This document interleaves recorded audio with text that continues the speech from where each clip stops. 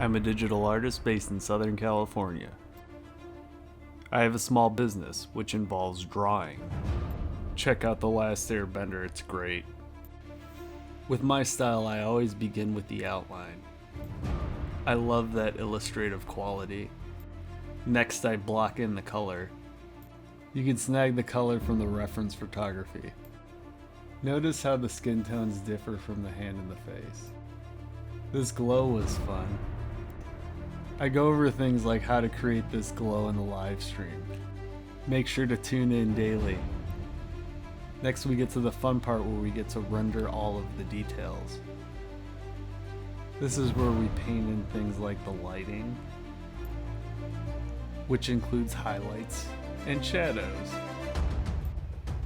This live stream lasted for about an hour.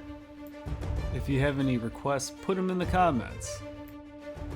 Make sure to put all the final details on the costuming. If you like what you see, follow me and subscribe to the new content.